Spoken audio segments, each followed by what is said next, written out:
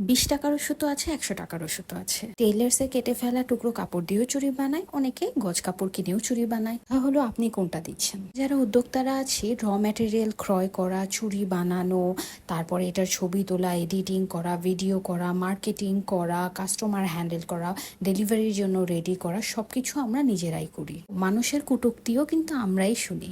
আমার 2.5 মাসের দুধের শিশু, তার মধ্যে আবার আমার 103 জ্বর, সেটা নিয়েই এই কাজ করছি।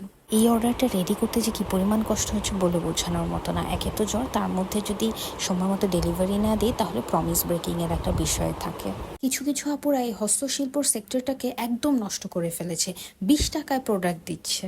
আমি অন্তত কোয়ালিটি দিয়ে, নিজের পরিশ্রম, নিজের ভালোবাসা দিয়ে 20 টাকায় কিছু দিতে পারবো না। এই হস্তশিল্পের সেক্টরটাকে নষ্ট করছেন, আপনাদের কাছে রিকোয়েস্ট করছি, প্লিজ এই জায়গাটা নষ্ট করবেন না। আপনারা তো নিজের শ্রমেরই মূল্যায়ন করতে পারছেন না, নিজের শ্রমের মূল্যায়ন করতে শিখুন। হায় রে।